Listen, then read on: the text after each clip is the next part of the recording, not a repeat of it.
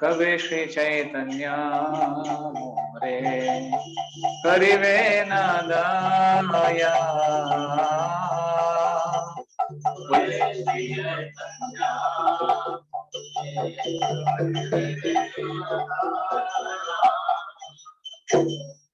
कवि श्री चैतन्य मोरे करिवे नदाया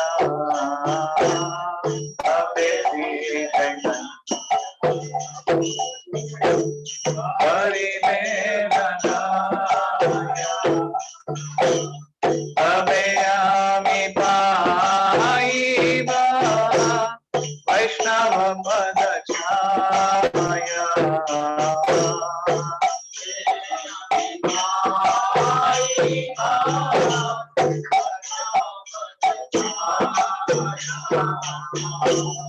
तबे आगे पाइबा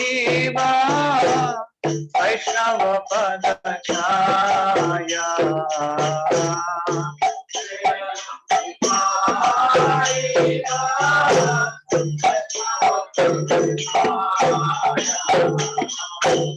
तबे आगे छाड़ी भय विषयाभिमाना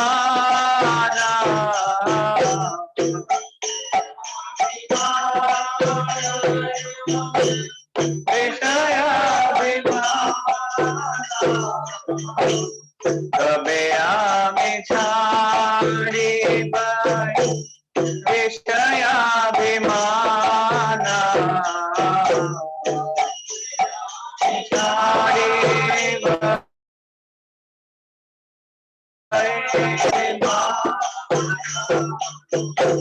तबे विष्णु जाने आमी करीब समाना तबे विष्णु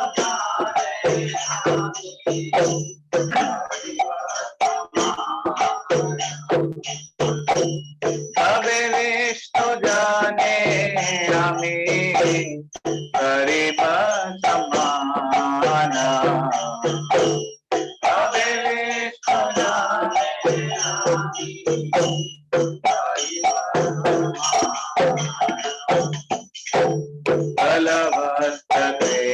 बलवत्तकृताञ्जलि वैष्णवानि घाटे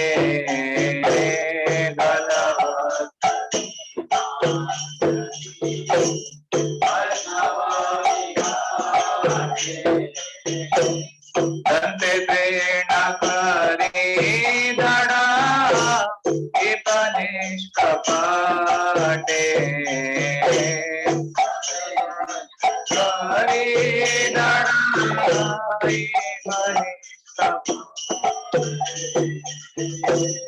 दंते प्रेण करे धड़ा निष्कपटे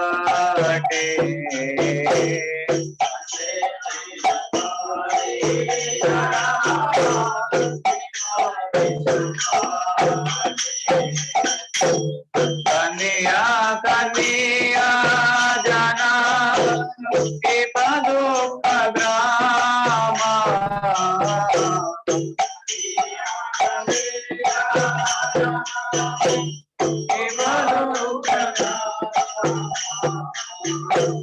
संसारा नाला है आगे भविष्यामा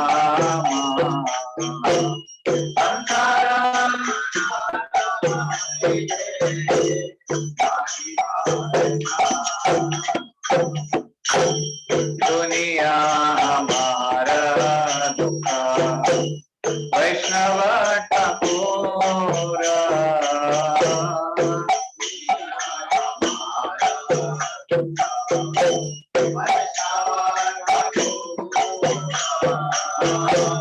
आम्हाला कृष्ण आवे दिवेन प्रचोरा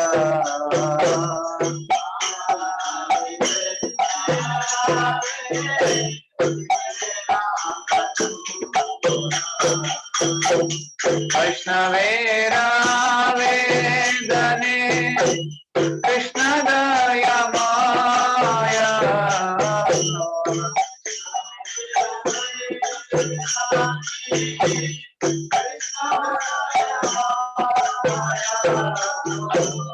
एहन पमारा प्रति हवे न सदाया एहन पमारा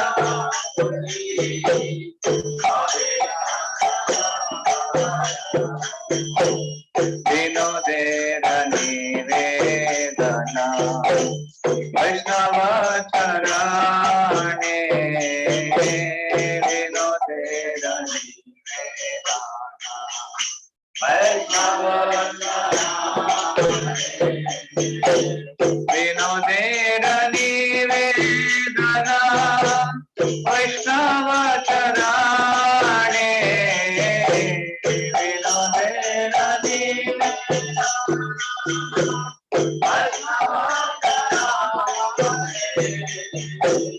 कृपा करे संगे न हेया किंजाने कृपा करे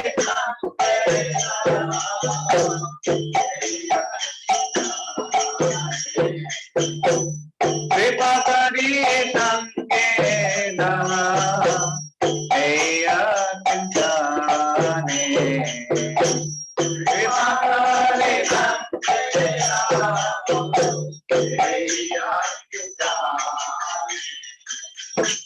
कबे श्री चैतन्य मोरे करिबे नया कबे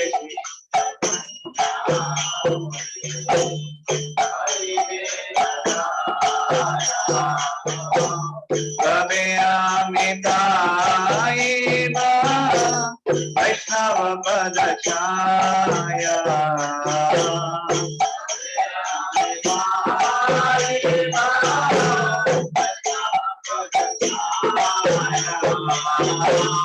हरे कृष्ण कृष्ण कृष्ण हरे हरे हरे राम राम राम हरे हरे हरे हरे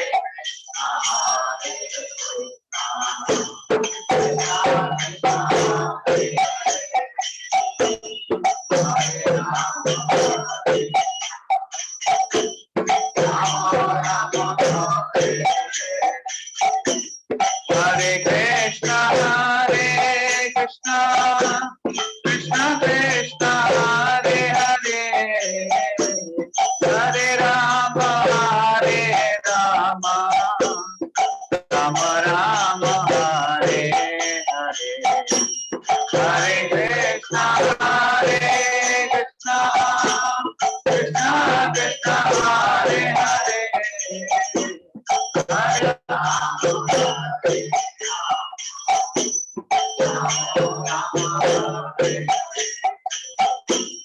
हरे कृष्ण कृष्ण कृष्ण कृष्ण हरे हरे हरे राम राम राम हरे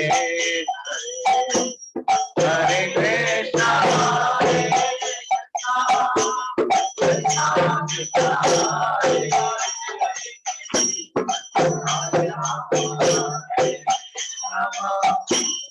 राम राम हरे कृष्ण हरे कृष्ण हरे हरे हरे राम राम राम हरे हरे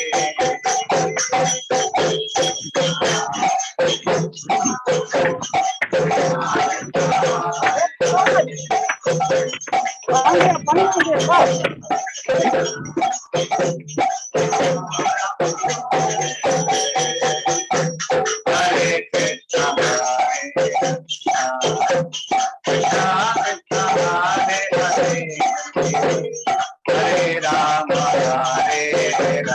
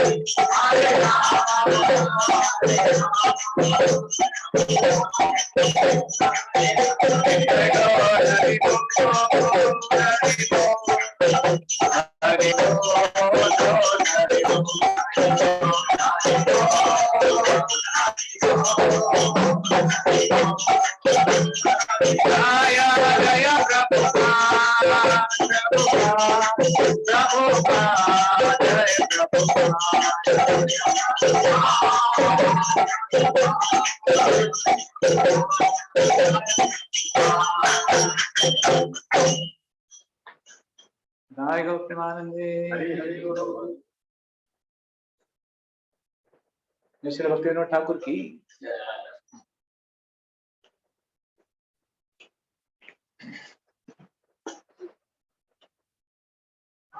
ये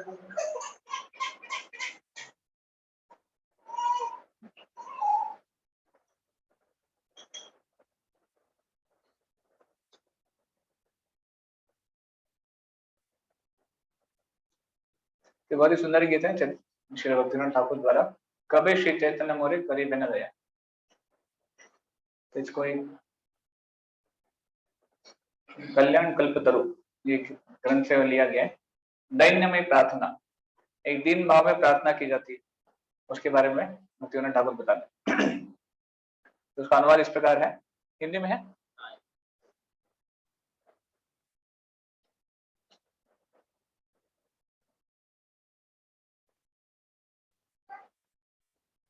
ओके, तो कवे श्री चैतन्य मोरे करीब न दया। कब श्री चैतन्य महाप्रभु मुझ पर कृपा करेंगे जिससे कि मैं वैष्णव के चरण कमलों की छाया प्राप्त कर सकूंगा।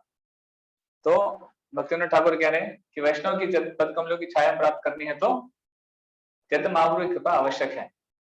चैतन्य महाप्रभु की कृपा कब होगी जिससे मैं वैष्णव की चरण कमल प्राप्त कर सकूं। देखिए भक्तिनाथ ठाकुर चैतन्य महाप्रभु से क्या मांग रहे हैं? वैष्णव के चरण कमलों की छाया। वो नहीं कह रहे कि आपके चरण कमलों की छाया दे दो। तो मतलब वैष्णव को वो मतलब वैष्णव की कृपा भगवान की कृपा से ज्यादा उसको प्रायोरिटी देते हैं, उसको हाँ प्राथमिकता देते हैं। कबे आमी छाड़ी विषय अभिमान, कबे विष्णु जने आमी करीब सम्मान। सिंपल है, मैं कब विषय अभिमान को छोड़ूंगा। हमारी चेतना में विषय अभिमान बहुत इट्स वेरी डीप रूटेड, बहुत ठोस ठोस के भरा हुआ है। क्या है विषय अभिमान? वासनाओं का अभिमान। इच्छाएं हैं, भौतिक इच्छाएं, वासनाएं हैं, और जो अभिमान है हमारे एग्जिस्टेंस के ऊपर, हम ये हैं, हम वो हैं, हम बीटेक हैं, एमटेक हैं, हम जो भी है, हमारा एग्जिस्टेंस जो भी है उसके बारे में बहुत अभिमान है। तो कबे आमी छाड़ी व विषय अभिमान, कब मैं अभिमान को छोड़ूंगा। और कबे विष्णु जन आमी करीब सम्मान, और कब मैं विष्णु जन मतलब जो भगवान के भक्त हैं उनका सम्मान प्रकट करूंगा, उनके प्रति सम्मान करूंगा। क्योंकि विषय अभिमान हमें भगवान के भक्तों को सम्मान करने में रोकता है। जो हमारा मद है, गर्व, वो हमें सम्मान करने को रोकता है दूसरों से। क्योंकि जो व्यक्ति खुद भरा हुआ है गर्व से, तो दूसरों को क्या सम्मान करेगा। देखिए सम्मान कब होगा? जब हम दीन अपने आप को समझेंगे। तो जो अपने आप को बहुत भरा हुआ मानते हैं वो अपने आप को खाली नहीं मानते, वो दीन नहीं मानेंगे, और इसलिए वो दूसरों को सम्मान नहीं कर पाएंगे। तो इसलिए कहीं भी हमें, जैसे लास्ट सेशन में हम लोग डिस्कस कर रहे थे ना, 3 वर्ग के लोगों के साथ कैसे रहना है, पिछले से पिछले हफ्ते क्या था वो श्लोक, किसको याद है? हाँ। गुणाधिकान मुदम लिप्से अनुक्रोशम गुणाधमाद मैत्रीम समानात अन्विच्छेन न तापय रभिभूयते। तो क्यों जब हम गुणवान व्यक्ति को देखते हैं तो उनसे मैत्रीता करनी चाहिए या फिर उनके प्रति सम्मान करना चाहिए। तो यहाँ वो बता रहे हैं कि उनके प्रति सम्मान कब होगा? जब हम अपने विषय अभिमान को त्याग देंगे। जब तक हमें अपना खुद का विषय अभिमान होगा तब तक हम सम्मान नहीं कर पाएंगे। फिर वो कह रहे हैं गल वस्त कृतांजलि वैष्णव निकटे, कि जब भी वैष्णव का दर्शन करूंगा मैं अपनी गर्दन के इर्द गिर्द वस्त्र लपेटकर और दंते त्रिना करी दाढ़ाई व निष्कपटे, दांत में तिनका रखकर हाथ जोड़कर निष्कपट भाव से उनके समक्ष खड़े हो जाऊं। तो देखो वैष्णव के प्रति कैसे सम्मान करना है। गले में वस्त्र पहनना मतलब एक प्रकार से एक समर्पण का भाव है, और मुंह में तिनका रखना वो एक नम्रता का विषय है। आपने देखा होगा शास्त्रों में कहाँ पे आता है मुंह में तिनका लेके जाना? शिक्षाष्टक में तो आता ही है। नहीं, वो तो त्रिनाद सुनी चाहिए। हाँ, रूप सनातन गोस्वामी जब चैतन्य महाप्रभु से पहली बार मिले थे तो लिटरली दांत में तिनका लेके गए, लिटरली। तो वो अपने आप को बहुत दीनहीन समझते थे, इसलिए दंते त्रिना करी दाढ़ाई। तो मैं भी वैष्णव के सामने इस प्रकार जाऊंगा, गले में वस्त्र पहन के, कृतांजलि, इसको बोलते हैं कृतांजलि, हाथ जोड़ के, और निष्कपट भाव से मैं जाऊंगा वैष्णव के निकट में। तो हम एटलीस्ट जब वैष्णव प्रणाम करते हैं उसमें भी एटलीस्ट ये भाव आ जाए तो बड़ी बात है। जब हम दंडोत करते हैं भक्तों को, पांचाकल्पतरुभ्यश्च करते हैं, उसमें भी ये भाव अगर आ जाए तो अपने आप में सार्थकता है। कांदिया कांदिया जाना ही व दुख ग्राम। तो मैं रोते रोते क्या करूंगा, मैं उनको बताऊंगा अपने दुख की कथा, मैं कैसे भौतिक जगत में फंसा हुआ हूँ, मेरी इच्छाएं कितनी है, मैं कैसे यहाँ से निकल नहीं पा रहा हूँ, मैं उनको अपने दुख की कथा बताऊंगा। संसार अनल है मांगी व विश्राम, और मैं उनसे प्रार्थना करूंगा कि वे मुझे भौतिक जीवन के अग्नि से छुटकारा दें। संसार अनल, अनल मतलब अग्नि, तो ये भौतिक दुनिया की जो अग्नि है उससे मुझे छुटकारा दें, ऐसे मैं उनसे प्रार्थना करूंगा। किससे? वैष्णव के प्रति, वैष्णव से। तो एक प्रकार से देखिए वैष्णव संघ में क्या करना है वो हमें बता रहे हैं। जब हम वैष्णव से मिलते हैं कैसे उनके साथ चर्चा करनी चाहिए, क्या बात करनी चाहिए। कई बार वैष्णव से मिलना मतलब एक गेट टुगेदर बन जाता है या फिर सोशलाइजिंग बन जाता है, तो अपनी अपनी चर्चा शुरू हो जाती है, हम क्या कर रहे हैं, वो क्या कर रहे हैं, और फिर बाकी लोग क्या कर रहे हैं। तो इसलिए सोशलाइजिंग ना करते हुए हमें वैष्णव के साथ इस प्रकार की चर्चा करनी है कि कैसे मैं अपने संसार दुख, हाँ इन अ प्रैक्टिकल सेंस हम भक्तों से चर्चा कर सकते हैं। आप आध्यात्मिक जीवन में कैसे पालन कर रहे हैं, आप कैसे रीडिंग हियरिंग कर रहे हैं, हमको बताइए। हमारी समस्या हम शेयर कर सकते हैं उनके साथ, मुझसे नहीं होता, हमें टाइम नहीं मिल पाता, हम टाइम निकाल नहीं पाते, आप थोड़ा सजेस्ट कीजिए कैसे टाइम निकालना चाहिए, है ना। कई बार हमारी प्रैक्टिकल समस्याएं होती है, हमको लगता है टाइम नहीं है, सिचुएशन नहीं है, घर के प्रॉब्लम है, बहुत सारी चीजें हैं। तो हम वैष्णव से गाइडेंस ले सकते हैं, एटलीस्ट जिनको आता है वो बता सकते हैं, वो क्या करते हैं हम उनसे सीख सकते हैं, हम क्या करते हैं हम उनको बता सकते हैं। तो ऐसे आदान प्रदान से एक दूसरे को फायदा होगा। तो ये चर्चा होनी चाहिए, ना कि किसी भौतिक चीजों के ऊपर चर्चा करना। सुनिया हमारा दुख वैष्णव ठाकुर, आमा लगी कृष्ण आवे दीबिन प्रचुर। तो मेरे जीवन का दुख श्रवण श्रवण के पश्चात दयालु वैष्णव ठाकुर भगवान कृष्ण से मेरे कल्याण की प्रार्थना करेंगे। जब वो मेरा दुख सुनेंगे, जब वो मेरी प्रार्थना सुनेंगे, तो वो क्या करेंगे, वैष्णव ठाकुर क्या करेंगे, कृष्ण के पास क्या बोलते हैं अर्जी देंगे और रेफरेंस लेटर देंगे कि भगवान इसका थोड़ा देख लीजिए, इनको थोड़ा समस्या हो रहा है तो इससे हम उनको निकाल दीजिए। तो ये भी अच्छा है, भक्तों के संग में होना चाहिए, एक दूसरे के लिए प्रार्थना करनी चाहिए। एटलीस्ट स्वतः के लिए क्या प्रार्थना करेंगे, खुद के लिए तो हम रोते ही रहते हैं, तो एटलीस्ट दूसरों के लिए प्रार्थना करनी चाहिए, दूसरों का दुख दूर हो, दूसरों के संकट, भक्ति में संकट दूर हो, तो वो हमारे लिए प्रार्थना करें, हम उनके लिए प्रार्थना करें, भगवान इससे प्रसन्न हो। हम स्वतः के लिए प्रार्थना करें, भगवान प्रसन्न नहीं होंगे, पर दूसरे के लिए प्रार्थना करें, भगवान उससे प्रसन्न होंगे। तो अच्छा गिव एंड टेक है। तो इसलिए आवेदन करना चाहिए कृष्ण के पास, रेफरेंस लेटर देना चाहिए। कभी कभी हम सोचते हैं हम तो इतने छोटे हैं, हम क्या लेटर देंगे, हम क्या रेफरेंस देंगे, या फिर हम क्या प्रे करेंगे दूसरों के लिए। तो मैं भी ऐसे सोचता था, पर कई बार हमने देखा अभी रिसेंट में कोविड के समय जब बहुत सारे भक्त बीमार पड़ रहे थे, तो सब रिक्वेस्ट आती थी कि प्लीज प्रे, प्लीज प्रे। तो मुझे लगता था अरे ये सब बड़े बड़े सन्यासी हैं, बड़े बड़े गुरु हैं, मैं क्या प्रार्थना, मतलब मेरे प्रेयर क्या मायने रखती है उनके लिए। पर फिर भी हमारा प्रार्थना करने का भाव कृष्ण को प्रसन्न करता है और हमें कृपा प्रदान करता है कि हम उनके लिए कुछ प्रार्थना करें। हाँ, ऐसा नहीं कि उनको हमारी प्रार्थना की जरूरत है, वो ऑलरेडी भगवान के बहुत निकट है, पर फिर भी हमें वो भाव है तो भगवान उससे प्रसन्न होते हैं। तो इसलिए प्रार्थना करना चाहिए दो भक्तों के लिए, वो कोई भी हो, गुरु के लिए भी कर सकते हैं या फिर अन्य वैष्णव के लिए कर सकते हैं, वरिष्ठ हो, छोटा हो, बड़ा हो, कोई भी हो, उसके लिए प्रार्थना कर सकते हैं। वैष्णव आवेदन कृष्ण दयामय, तो भगवान बहुत दयामय है और वैष्णव की प्रार्थना सुनते हैं। वैष्णव किसी के लिए प्रार्थना करते हैं तो भगवान सुनते हैं। हे न पामर प्रति हवे न सदय, मतलब जो दयालु कृष्ण है अतिशय पापी व्यक्ति को करुणा करेंगे। तो जब वैष्णव प्रार्थना करेंगे मेरे लिए, तब कृष्ण सुनेंगे, तब कृष्ण इंटरेस्ट लेंगे मुझ में, और जो मेरी समस्या है उसको दूर करेंगे या फिर मुझे मेरे ऊपर कृपा करेंगे। तो कितना इंपॉर्टेंट है वैष्णव की प्रार्थना हमारे लिए। और ये सब कब होगा, जब हम वैष्णव के प्रति अच्छा संबंध रखेंगे। वैष्णव संबंध अगर अच्छे हैं तो ही वो हमारे लिए प्रार्थना करेंगे। हमारे लिए किसी के प्रति ईर्ष्या है या फिर दो भक्तों की जमती नहीं आपस में, आप उसको वो आपको बोलेंगे या फिर आप उनको बोलेंगे कि प्रार्थना करो, प्रार्थना निकलेगा नहीं अंदर से। जिसके प्रति ईर्ष्या है या फिर जिसके प्रति क्रोध है, उनके लिए प्रार्थना नहीं निकलेगी, बहुत मुश्किल हो जाए। कभी कभी तो किसी के प्रति अगर क्रोध है तो उनको देखने की इच्छा नहीं होती, नहीं आओ सामने मत आओ, होता है ना? कितने लोगों का एक्सपीरियंस है कि नहीं? माता जी का एक्सपीरियंस है।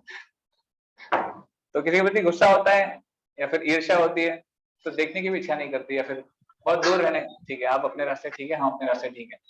पर अब देखिए, वैष्णव के लिए प्रार्थना करना या फिर वैष्णव द्वारा प्रार्थना किया जाना, यही तरीका है। तो ठीक है, सबसे नहीं ब्राइटेस्ट कुछ वैष्णव से हमारा अच्छा जमना चाहिए। सबसे तो संभव नहीं है क्योंकि हम कृष्ण नहीं है, केवल कृष्ण है जो सबके प्रति समभाव रख सकते हैं और सबके प्रति सब लोग कृष्ण से आकर्षित हो सकते हैं। तो हमारे केस में एटलीस्ट कुछ गिने चुने भक्त हैं जिनसे हमारा बहुत निकट का संबंध है, जिनसे हम क्या कहते हैं, ददाति प्रति गृहणाति गुह्यम आख्याति पृच्छति कर सकते हैं ऐसे। और वो जब प्रार्थना करते हैं तो भगवान सुनते हैं। कभी भी वैष्णव के समय परम पूज्य भक्ति तीर्थ महाराज श्रील प्रभुपाद जी के शिष्य हुए। वो अमेरिका में थे, अमेरिका में रहते थे और वो अफ्रीकन थे, अफ्रो अमेरिकन थे। और उस समय बहुत ही कम गिने चुने लोग ऐसे थे जो बहुत ही विद्वान थे। तो भक्ति तीर्थ महाराज उनमें से एक थे। एंड ही वाज, वो बहुत बुद्धिमान थे। प्रिंसटन यूनिवर्सिटी एक है, उस कॉलेज से उनको स्कॉलरशिप प्राप्त हुई थी, फ्री एजुकेशन, फ्री बोर्डिंग उस जमाने में, और वो भी अफ्रो अमेरिकन थे। तो भक्ति महाराज ऑफकोर्स ये प्रभुपाद जी के संपर्क में आए और प्रभुपाद जी से मिशन से जुड़ने के बाद उन्होंने बुक डिस्ट्रीब्यूशन का जिम्मा उठाया और उनके बुक डिस्ट्रीब्यूशन से प्रभुपाद जी इतना प्रसन्न होते थे। वो ऐसी ऐसी जगह बुक डिस्ट्रीब्यूशन करते थे जहाँ पे हम सोच भी नहीं सकते। वो किसी भी व्यक्ति से मिलेंगे 15 मिनट के लिए, अगर प्रभुपाद जी का पूरा सेट नहीं गया तो वापस नहीं आएंगे वो। ये उनका रिकॉर्ड था भक्ति तीर्थ महाराज का। इतना पुस्तक वितरण किया उन्होंने लाइब्रेरीज में, कॉलेजेस में, यूनिवर्सिटीज में, जगह जगह पर, और बहुत खतरे उठाते बुक डिस्ट्रीब्यूशन के लिए। तो ऑफकोर्स मैं उनके बारे में ज्यादा डिटेल में, अभी रिसेंटली उनका तिरुभाव दिवस गया तो इसलिए हम सुन रहे थे उनके बारे में। तो वो उन्होंने बहुत सारी किताबें लिखी है। वो बहुत बड़े गुरु थे, बहुत बड़े सन्यासी थे और काफी बड़े बड़े लीडर्स, दुनिया के लीडर्स उनसे गाइडेंस लेते थे, जैसे नेल्सन मंडेला, ऐसे लीडर्स उनसे गाइडेंस लेते थे। तो उन्होंने बहुत सारी किताबें लिखी है, बेगर सीरीज, मतलब मैं अपने आप को कैसे दीन मानता हूँ, तो बेगर सीरीज को उन्होंने 4 किताबें लिखी है, 1 2 3 4 ऐसे, और कुछ मेडिटेशन लिखे हैं, अपने खुद के मेडिटेशंस। तो एक जगह वो लिखते हैं कि वैष्णव के प्रति सम्मान कैसे करना चाहिए। तो कहते हैं कि जब हम वैष्णव से आदान प्रदान करते हैं तो पहली बात तो ऐसे समझना चाहिए कि मेरा आध्यात्मिक जीवन में जो प्रगति है वो इस वैष्णव के साथ जो संबंध है उसके ऊपर डिपेंड करता है। इस वैष्णव के साथ मेरा कैसा संबंध है, मैं उनसे कैसे आदान प्रदान करता हूँ, उसके ऊपर मेरी आध्यात्मिक जीवन में प्रगति होगी कि नहीं होगी वो डिपेंड करता है। तो कितना सतर्क रहेंगे हम लोग हर वैष्णव के साथ अच्छे से रहने में। तो ये पहला पॉइंट लिखते हैं। एक और पॉइंट वो लिखते हैं कि जब भी मैं किसी वैष्णव को देखूं तो मुझे ऐसा लगना चाहिए कि यही वैष्णव है जो मेरे लिए अंत समय तक रहेगा साथ में, और हो सकता है कि अंत समय में भी यही मेरे साथ रहेगा। तो अगर मैं चाहता हूँ कि अंत समय में ये मुझे भगवान की याद कराएं या फिर मेरे लिए हरे कृष्ण महामंत्र कहें, तो फिर मुझे अच्छा संबंध रखना पड़ेगा इससे। अगर मैं अच्छे संबंध नहीं रखूंगा तो मेरे लिए वो प्रार्थना नहीं करेंगे, मुझे भगवान की याद नहीं दिलाएंगे। इसलिए वैष्णव के बीच में ऐसे प्रगाढ़ संबंध होना चाहिए कि अंत समय तक वो हम एक दूसरे को सपोर्ट करें। तो ऐसे अनेक पॉइंट्स वो लिखते हैं कैसे हमें वैष्णव के प्रति क्या दृष्टिकोण रखना चाहिए। तो ये छठा था, वैष्णव आवेदन कृष्ण दयामय एहे न पामर प्रति हवे न सके। 7वें में वो कहते हैं विनोदेर निवेदन वैष्णव चरणे कृपा करी संगे लह यही अकिंचन है। तो भक्तिविनोद ठाकुर ये निवेदन करते हैं कि कृपया इस भिक्षुक को अपना संग दीजिए। तो वैष्णव से प्रार्थना करते हैं कि मैं भिक्षुक हूँ, मैं अकिंचन हूँ और आप मुझे अपना संग प्रदान कीजिए। इस प्रकार रिपीटेडली हम अनेक वैष्णव गीत में, अनेक श्लोकों में देखते हैं कितना वैष्णव संघ के प्रति ललायित रहते हैं, वैष्णव संघ की इच्छा प्राप्त करना चाहते हैं, आई मीन टू से वैष्णव संघ करना प्राप्त करना चाहते हैं, भगवान से भी वही मांगते हैं कि वैष्णव संघ दीजिए, भक्तों का संग दीजिए, भक्तों की सेवा दीजिए, क्योंकि यही हमारे आध्यात्मिक जीवन में उन्नति का मार्ग है। अगर हम सही में स्पिरिचुअल होना चाहते हैं तो वैष्णव के बिना कोई डायरेक्ट रास्ता नहीं है, हम भगवान तक डायरेक्ट नहीं पहुंच सकते। We can't jump to Krishna, we have to have the via medium, that is Vaishnavas. That's why it's so important.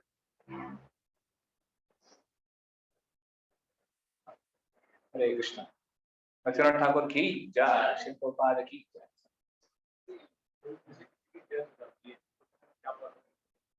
आत्मा के लिए प्रार्थना करें, आत्मा तो अमर है।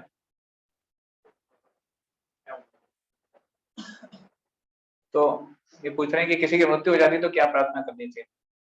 तो देखिए, आत्मा तो मरती नहीं है, आत्मा अमर है, तो हम उनके लिए प्रार्थना करते हैं कि इस आत्मा को आपका संग प्राप्त हो, आपकी भक्ति प्राप्त हो, वो जहाँ कहीं भी जाए उनको आध्यात्मिक जीवन प्राप्त हो, आध्यात्मिक जीवन में उनकी प्रगति हो, ये प्रार्थना हम करते हैं। तो भौतिक लाभ तो मिलेगा नहीं, शरीर छूट चुका है, पर आध्यात्मिक अगर लाभ देंगे उनको तो जिस भी जीवन में जाएंगे उनको फायदा होगा, जिस भी योनि में वो जाएंगे उनको फायदा होगा। तो हर एक के लिए प्रार्थना कर सकते हैं। प्रार्थना शुरू करते हैं। ओम अज्ञानतिमिरान्धस्य ज्ञानाञ्जनशलाकया चक्षुरुन्मिलितं येन तस्मै श्रीगुरवे नमः।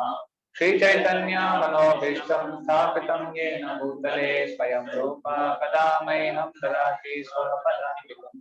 वन्देऽहं श्रीगुरो श्रीयुतापदकमलं श्रीगुरून् वैष्णवांश्च श्रीरूपं साग्रजातां सहगणा रघुनाथान्वितं तं सजीवं साद्वैतं सावधूतं परिजनसहितं कृष्णचैतन्यदेवं श्रीराधा कृष्णपादां सहगणा ललिता श्रीविशाखान्वितांश्च। नमो विष्णुपादाय कृष्णप्रेष्ठाय भूतले श्रीमते भक्तिवेदांत स्वामिनिति नामिने। नमस्ते सारस्वते देवे गौरवाणी प्रचारिणे निर्विशेष शून्यवादी पाश्चात्य देशतारिणे। नमो महावदन्याय कृष्ण प्रेम प्रदायते कृष्णाय कृष्ण चैतन्य नाम्ने गौरत्विषे नमः। हे कृष्णा करुणा सिंधो दीनबंधो जगत्पते गोपेश गोपिका नमोस्तुते।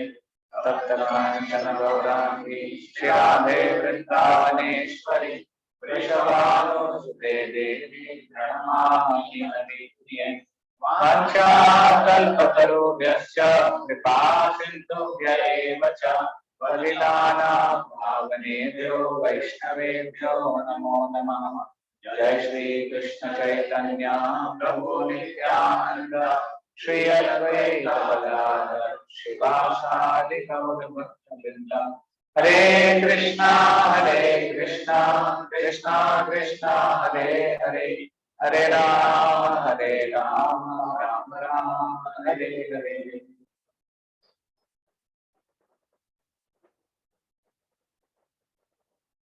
हरे कृष्ण।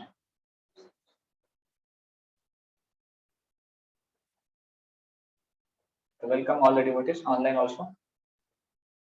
मैं प्रार्थना करूंगा सभी भक्तों से, आप अपना कैमरा ऑन कर सकते हैं जो भी ऑनलाइन है।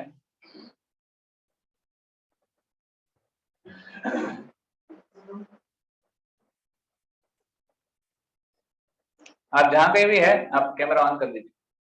आप बाहर है, रास्ते में है, किचन में है, start your cameras.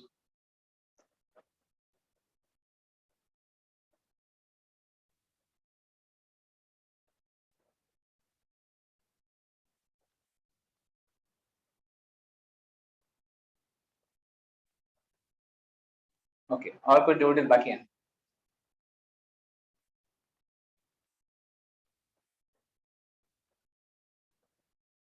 We'll have to do some online monitoring also.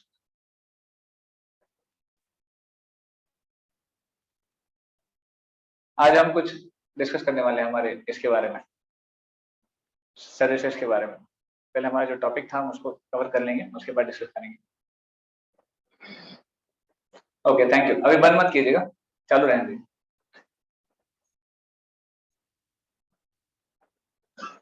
तो हम जो हमारा टॉपिक रिकिल्डिंग विजडम हम देख रहे थे, उसको आज कंक्लूड करेंगे। 3-4 सेशन से हम उसको देख रहे हैं। तो पिछले सेशन में हमने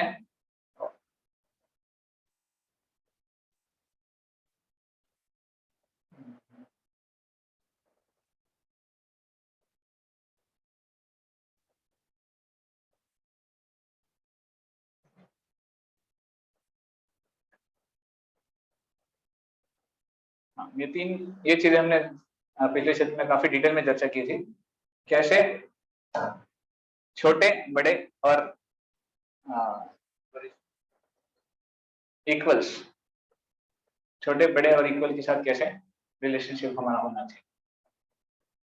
dealing with juniors, dealing with equals, dealing with seniors.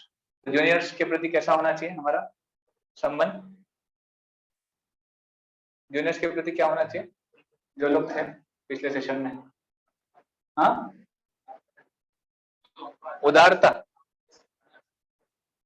हाँ, नहीं, श्लोक में क्या बताया था? एक भौतिक स्तर पे तो लोग बहुत कुछ बोलते हैं, बट भागवतम में क्या बताया गया? ध्रुव महाराज क्या बता रहे हैं? ये ध्रुव महाराज की प्रार्थना है 4.8.34। हाँ, गुणाधिकान मुदम लिप्सेत अनुक्रोशम गुणाधमात। जो गुण अधम है उनके प्रति कैसा होना चाहिए? अनुक्रोशम, मतलब कंपैशनेट, दया। और गुणाधिकान मुदम लिप्सेत, जो जिसमें गुण अधिक है उनके प्रति कैसा होना चाहिए? अधिक गुण वालों के साथ क्या होना चाहिए हमारा? हाँ, खुश होना चाहिए, प्लीजिंग होना चाहिए, प्रसन्न होना चाहिए, उनमें अधिक गुण है।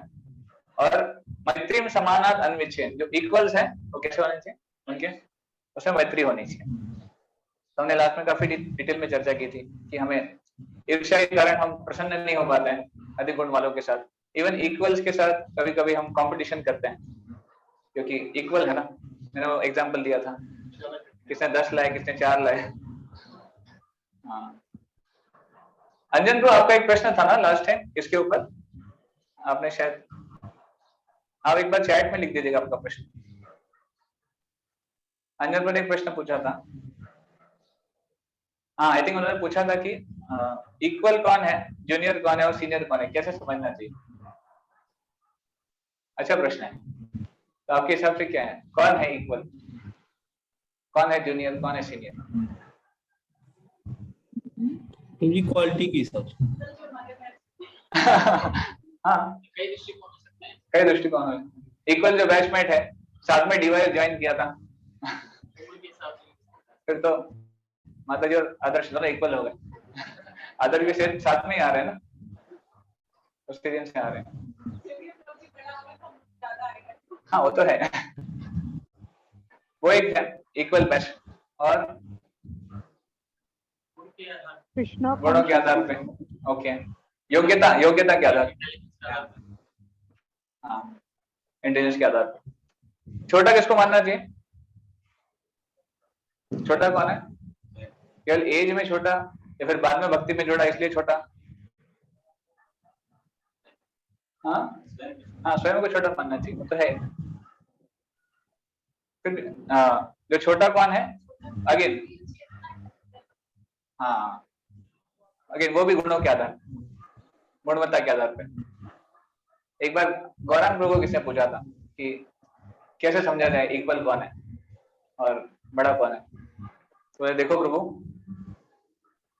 जनरली हमारा अंडरस्टैंडिंग होता है साथ में आए तो इक्वल्स है, तो उनको साथ में रहना चाहिए।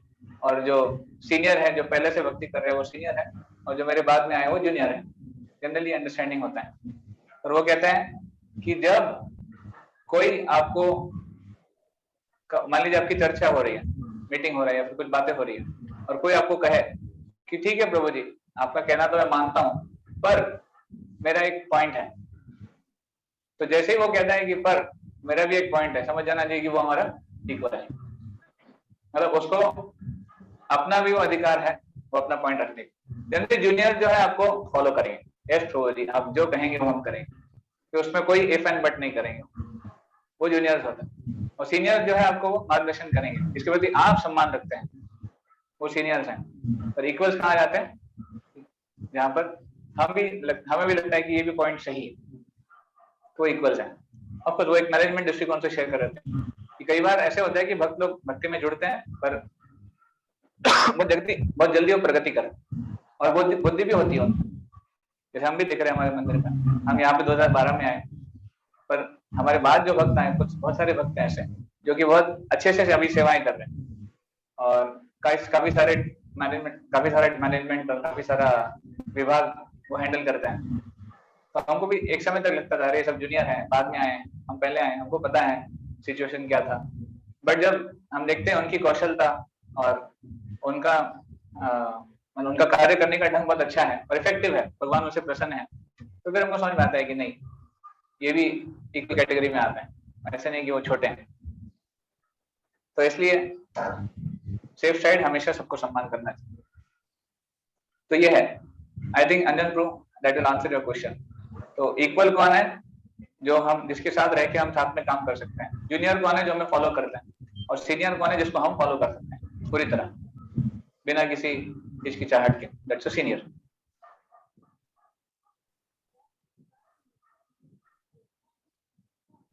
तो न तापैर अभी भूयते, हमने देखा था कि अगर ऐसा रखेंगे तीन लोगों के साथ सम्मान रखेंगे तो भौतिक जीवन के ताप हमेशा के लिए नष्ट हो जाएंगे। फिर हमने ये देखा था कि अगर आप सम्मान करते हैं फिर नम्र रहते हैं तो क्या आपको हमेशा दबाया जाता है, क्या आपको हमेशा नीचे दिखाया जाता है, जैसे युधिष्ठिर के साथ हुआ था या फिर किसी के भी साथ। तो क्या टिट फॉर टैट नहीं करना चाहिए, राइट? लास्ट टाइम हमने चर्चा की थी, अरे अपमान हुआ तो अपमान कर दो, मान मिले तो मान लो, ऐसा होना चाहिए क्या? तो ऐसा नहीं होना चाहिए, हमें हमेशा सहिष्णु होना चाहिए, टॉलरेंट रहना चाहिए। हमने युधिष्ठिर महाराज का एग्जाम्पल देखा था, मैंने आपको डिटेल में बताया था।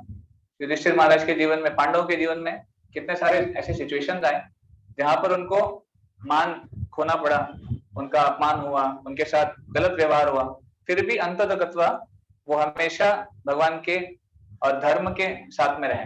तो विप्र धर्म अच्युताश्रय, तीन चीजों का आश्रय लिया था। किसका? विप्र, धर्म और अच्युत, भगवान, भक्त और धर्म, भगवान की वाणी, और तीनों का आश्रय लेने के कारण वो हमेशा सक्सेसफुल रहे, या फिर एंड रिजल्ट यही था कि वो सक्सेसफुल थे। तो धर्मो रक्षति रक्षतः, जो धर्म की रक्षा करते हैं, धर्म का पालन करते हैं, धर्म उसकी रक्षा करते हैं। तो कई बार अधर्म होते हुए दिखता है हमको सामने और हमें लगता है कि अरे अधर्म नहीं करेंगे तो नहीं चलेगा यहाँ पर।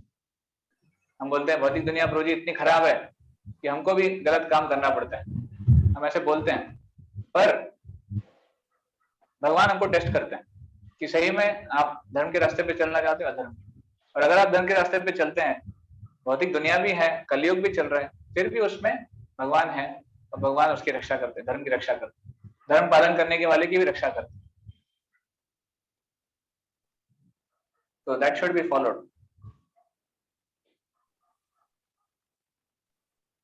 परफेक्ट जेंटलमैन कौन है? प्रभुपाद जी कहते हैं one who is sense controlled, जिसके इंद्रियों संयम में है, वो परफेक्ट जेंटलमैन है।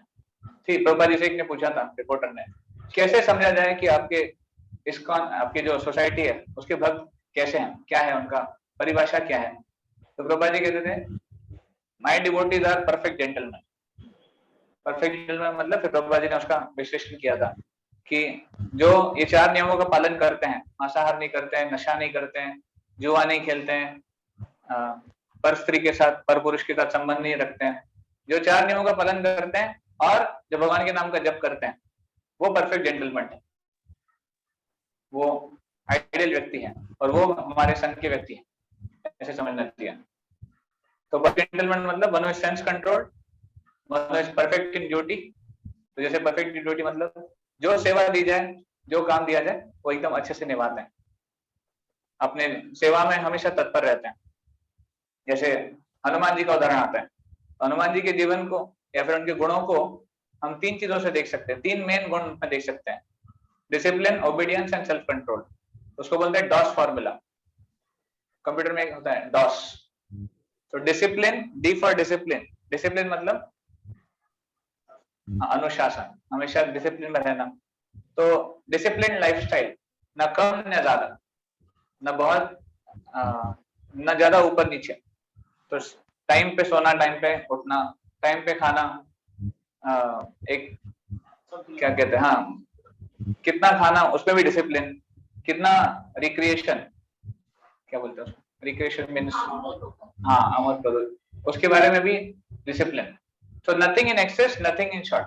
कई बार भक्त नहीं, कई बार लोग होते हैं जो बहुत ज्यादा सोते हैं, या फिर कई बार कुछ लोग होते हैं बहुत कम सोते हैं, 4-5 घंटा ही सोएंगे, फिर बाद में दिन में उनको बहुत आलसी होते हैं, या फिर ठीक से कार्य नहीं कर पाते कुशलता के साथ।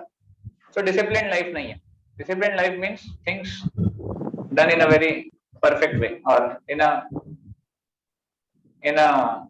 in a way that is given by the scriptures। शास्त्रों में क्या खाना है, कैसे खाना है, कितना खाना है, उसके बारे में आता है। कैसे विहार करना है, आहार विहार दोनों के बारे में आता है। इवन दान कैसे करना है, उसके बारे में चर्चा होती है शास्त्रों में। इंद्रिय तृप्ति कितनी करनी है, उसके बारे में चर्चा होती है भगवद गीता में। तो इन सब चीजों के बारे में डिसिप्लिन रहना चाहिए हमको जीवन में। तो हनुमान के जीवन में हम देखते हैं वो डिसिप्लिन। जब वो वहां पर लंका के लिए गए थे, वहां पे उनके रास्ते में कई सारे प्रलोभन भी आए और समस्याएं भी आई। जब मैनक पर्वत, वहां पर एक पर्वत था, आपने सुना होगा कि वो उसने ऑफर किया था हनुमान जी को कि आप थोड़ा आराम कर लीजिए, विश्राम कर लीजिए और बाद में जाइए लंका। उन्होंने विश्राम नहीं किया और रुके नहीं, वो केवल उसको सब टच करके आगे बढ़े। क्यों? क्योंकि मिशन में थे। डिसिप्लिन। हाँ, जब राम आई मीन टू से, जब राम ने या फिर सुग्रीव ने चारों दिशाओं में वानरों को भेजा था कि आप ढूंढ के लाइए सीता कहाँ है, और अंगद हनुमान की टीम को साउथ में भेजा था क्योंकि मोस्ट प्रोबेबली साउथ में थी, उनको पता था। तो अंगद हनुमान की टीम साउथ गए थे, पूरा साउथ समुद्र तक पहुंच गए, उनको नहीं मिली सीता कहाँ है, पता नहीं चल पाया। तो वहां पर वर्णन आता है कि वहां पर एक फॉरेस्ट था, एक केव था और एक जंगल था, उसमें एक केव थी, एक गुफा। तो केव के अंदर वो लोग गए, वहां पे विश्राम किए और वहां पे उन्होंने देखा ये अलग ही दुनिया है। केव के अंदर एक बहुत ही सुंदर बागान था, वहां पर बहुत सारे सुंदर फल थे, बहुत अच्छा सूदिंग पानी था, बहुत शांति थी और एक अच्छा जीवन था। तो अंगद इत्यादि ने सुझाव दिया कि अब यहीं रहते, वापस जाने का फायदा नहीं है, क्या वो दिखाएंगे, वापस क्या जाएंगे, वहां जाएंगे तो सुग्रीव हमको क्षमा नहीं करेंगे, तो और यहाँ पे सीता मिली नहीं तो आत्महत्या कर लेंगे, तो उससे अच्छा यहीं रहते हैं। तो वानरों ने भी एक प्रकार से हाँ भर दी थी, हाँ चलो यहीं रहते हैं। पर हनुमान जी बहुत अलर्ट थे। हनुमान जी बोले अरे क्या कर रहे हैं, आपको सेवा मिली है, सेवा क्या मिली है, सीता को ढूंढ के लाना है और हम यहाँ पे आराम की बात कर रहे हो, तो ऐसे नहीं चलेगा। तो हनुमान जी उनको डांटते हैं, वहां पर तारा को और अंगद को डांटते हैं कि नहीं ये सही नहीं है, तो ये डिसिप्लिन हम देखते हैं। फिर वापस को निकले, तब जाके वहां पर उनको जटायु वहां पे बताते हैं, जटायु नहीं संपाति उनको वहां बताते हैं कि एक्चुअल में क्या है, मैं देख सकता हूँ सीता वहां है लंका में। और हम देखते हैं हनुमान के जीवन में ओबीडियंस, भगवान ने जो उनको आज्ञा दी थी उन्होंने बिल्कुल तंतोतंत उसका पालन किया। इनफैक्ट जितना कहा था उतना तो किया, थोड़ा सा ज्यादा भी किया, पर वो भगवान की कृपा से किया, भगवान की इच्छा से किया। ऐसे नहीं कि अपने मन से कुछ ज्यादा करके, वो जानते थे भगवान की इच्छा क्या है। तो उनको भगवान ने कहा था सीता को ढूंढना है, वो जब तक सीता माता नहीं मिली तब तक वो संतुष्ट नहीं हुए। इनफैक्ट लंका में जाने के बाद भी रात में वो सब जगह ढूंढ रहे थे सीता कहाँ है, रात में इवन रावण के क्वार्टर्स में पहुंच गए। वहां पर हालांकि ब्रह्मचारी थे और ब्रह्मचारी को स्त्रियों को निहारना एक गलत है, पर फिर भी एक सेवा के लिए उनको करना पड़ा। वो माताओं को देख रहे थे, स्त्रियों को देख रहे थे, और रात में वो नशा करके पड़ी हुई थी, तो फिर भी उनको ढूंढना पड़ता था सीता कहाँ है। फाइनली उनको अशोक वाटिका में सीता के दर्शन हुए, माता सीता के, और तब जाके उन्होंने थोड़ी उनको शांति मिली कि उनका कार्य पूरा हुआ। फिर वापस जब सीता से बात हुई, सीता को मैसेज दे दिया, सीता ने उनके लिए वापस एक मैसेज दे दिया, तब फिर उनको लगा कि ठीक है अभी कुछ एक्स्ट्रा सर्विस भी कर देते हैं।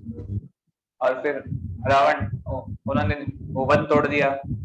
वो आप कथा जानते हैं, अक्षय कुमार का वध किया, जो रावण के बेटे थे। तो फिर रावण से मिलने गए, रावण को भी उन्होंने अच्छे से डरा धमका दिया, अपनी पूंछ का सहारा लेके उनसे ऊपर बैठे थे Hanuman ji.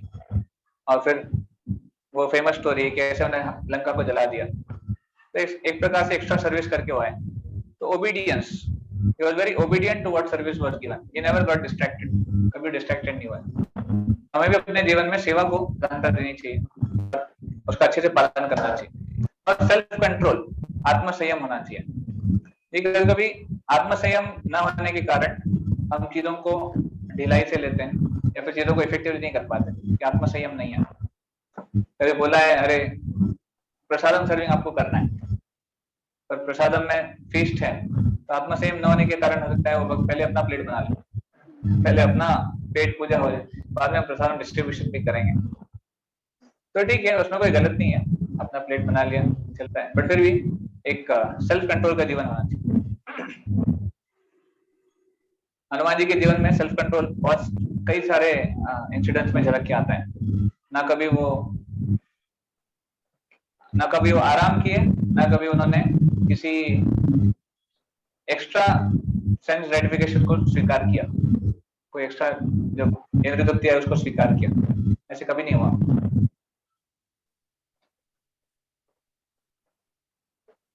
A devotee should be like this, Prabhupada ji कहते हैं। And should be a devotee of Krishna. तो जेंटलमैन मतलब वो सेंस कंट्रोल्ड है, ड्यूटी में परफेक्ट है और भगवान का भक्त है, तब जाके वो भगवत ज्ञान को सब जगह प्रचार प्रसार कर सकता है।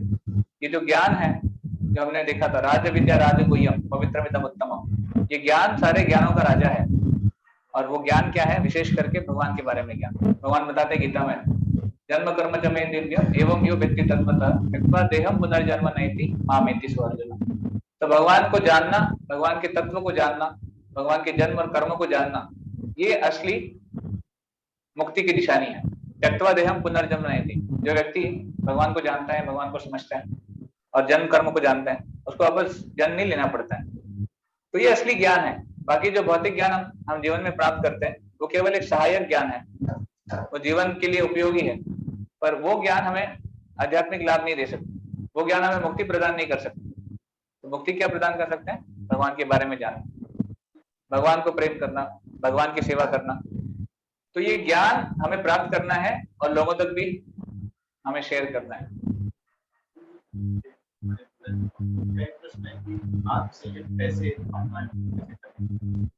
ओके, हम लेते हैं इसको। तो ये जो ज्ञान है, भगवत ज्ञान, इसका साक्षात्कार उन भक्तों को है जिन्होंने इसको अपनाया है जीवन में और इसके आधार पर अपना जीवन जिया है। तो हमें साक्षात्कार तो नहीं है, पर एटलीस्ट हमें इतना पता है कि अगर हम इसको पालन करेंगे तो जीवन में जरूर एक उच्च स्थान प्राप्त होगा। तो भगवान से प्रेम करना, सभी जीवात्माओं से प्रेम करना, और भगवान के प्रति हमारा जो प्रेम है, हमारा जो भगवान के प्रति प्रेम है, वो रिकग्नाइज करना। अब हमने आपको वो प्रोडिगल सन का स्टोरी बताया था एक बार, कि जब व्यक्ति, बाइबल में स्टोरी आती है ना, मैंने बताई थी आपको, वो अपने पिताजी को छोड़ के चला जाता है और मौज मस्ती में लग जाता है और फिर उसको उधर उधर भटकता रहता है। बताया था, डीवाइस में बताया था, हाँ डीवाइस में बताया था। तो उस कथा में भी आता है कि किस प्रकार वो जब वापस आता है तो पिताजी उसको स्वीकार करते हैं, पिताजी उसको आलिंगन करते हैं, पिताजी उसको, हालांकि उसने बहुत गलत किया था, पिताजी को छोड़ के गया था, फिर पिताजी उसके प्रति कोई गलत भाव नहीं रखते हैं, उसको स्वीकार करते हैं। उसी प्रकार जीवात्मा का है, जीवात्मा जब भगवान को छोड़ के जाता है और भौतिक जगत में आकर दुख भोगता है, फिर भी भगवान उसके प्रति कभी रोष नहीं रखते। भगवान कभी किसी के प्रति ऐसे गुस्सा नहीं रखते कि अरे जीवात्मा ने मुझे छोड़ दिया है तो मैं भी उसको छोड़ देता हूँ, ये यथा महाप्रपद्यन्ते, उसने मुझे छोड़ दिया मैं उसको छोड़ दूँ। भगवान ऐसे कभी नहीं करते। भगवान हमेशा जीवात्मा के सुहृद है, सौहार्द रखते हैं और हमेशा जीवात्मा के साथ रहते हैं। और जीवात्मा जब भगवत धाम चला जाता है ये न के प्रकार भक्ति करके, तब भगवान उसको, ये जो फोटो आप देख रहे हैं यहाँ पे, वो आध्यात्मिक जगत का फोटो है। और वो जब आध्यात्मिक जगत में जीवात्मा पहुंचता है तो भगवान उसको वहां पे लेने के लिए आते हैं, उसका आलिंगन करते हैं। वो जीवात्मा से पूछते हैं कि तुम कहाँ थे? तो मैं तुम्हारे विरह में दुख भोग रहा था। शास्त्रों में ऐसा वर्णन है। भगवान इस प्रकार जीवात्मा के लिए वेट कर रहे हैं। देखिए, हम सबका प्रत्येक का अपना एक आइडेंटिफिकेशन है। We have a spiritual identity. हमारे आध्यात्मिक देह है, राइट, उसको बोलते हैं सिद्ध स्वरूप। हमारा ये स्वरूप है इस दुनिया में। अभी इस जीवन में कोई पुरुष शरीर में है, कोई स्त्री शरीर में है, कोई गाय के शरीर में है, कोई किसी शरीर में है, पर वो एक भौतिक स्वरूप है और ये बदलता रहता है, जन्म जन्म के अनुसार बदलता रहता है। तो जो सिद्ध स्वरूप है वो आध्यात्मिक स्वरूप, वो आत्मा का असली स्वरूप है। और वो आध्यात्मिक जगत में ही फुल ब्लोन फॉर्म, मतलब एक पूर्ण रूप से प्रकट होता है। यहाँ पर वो शंख है, यहाँ पर वो एक सिकुड़ा हुए रूप में है, इसलिए सोल का साइज बताया जाता है वो छोटा है। कितनी है आत्मा के साइज? बाल के अग्रभाग के, बाल के अग्रभाग, केशाग्र शतभाग से शतदा कल्पित। तो इतना शंख फॉर्म है वो। और जब आध्यात्मिक जगत में जाता है तो उसका एक पूर्ण स्वरूप वहां पर होता है ऐसे। तो वो जीवात्मा आध्यात्मिक जगत में भगवान का प्रेम प्राप्त करता है, भगवान के साथ आदान प्रदान करता है और भगवान भी उसके साथ आदान प्रदान करते हैं। तो इसलिए आध्यात्मिक जीवन में देखिए कोई कठिनाई नहीं है। प्रभुपाद जी बोलते हैं what is the difficulty? There is no competition. हमें यहाँ पे दूसरों से कम्पीट नहीं करना है कि अरे आध्यात्मिक जीवन में ये आगे चला गया तो मैं नहीं जा पाऊंगा, तो मुझे इससे कंपेयर करना है। ऐसा नहीं है यहाँ पर। ना ही कोई ट्रैफिक है, एकदम खुला रोड है। जैसे कभी कभी हाईवे होते हैं कुछ जिसपे कोई गाड़ियां नहीं होती है, इट्स लाइक दैट हाईवे। एकदम आप ही की गाड़ी है और कोई गाड़ी नहीं है, क्योंकि हमारा हर एक का आध्यात्मिक जीवन अपनी दिशा में चल रहा है। और फिर प्रभुपाद जी बोलते हैं there are accidents on the royal road, even on the royal road accident happen. शाही मार्ग पे भी एक्सीडेंट होता है। तो ऐसे हमारे आध्यात्मिक जीवन में भी एक्सीडेंट हो जाते हैं, अपने ही भक्ति ठीक से न करने के कारण। अदरवाइज कहाँ कोई कंपटीशन है, कहाँ कोई समस्या है? जब हमें करना है, प्रभुपाद जी के ग्रंथों का अध्ययन हमें करना है, 4 नियमों का पालन हमें करना है, आध्यात्मिक जगत कौन जाएगा? हम जाएंगे। कहाँ कंपटीशन है, कहाँ प्रॉब्लम है? और फिर भी हम प्रॉब्लम ले लेते हैं, फिर समझते हैं। तो एक्चुअली प्रॉब्लम नहीं है, ये सब हमारे कंडीशन स्वभाव के, एक बद्धावस्था के कारण प्रॉब्लम हो गई। पर भगवान का प्रेम सबके लिए, सभी जीवात्माओं के लिए, और सभी से इक्वल भगवान प्रेम करते हैं। इसलिए goal is to understand God and to understand relationship with him. तो भगवान he is the supreme controller, but he gets controlled by the loving service, loving devotional service। हालांकि भगवान सबसे परम नियंता है, और वो अपने भक्तों द्वारा जो उनका प्रेम है, जो भक्ति है, उसके द्वारा वो बन जाता है। इसलिए भगवान बताएं अहम भक्त पराधीनो।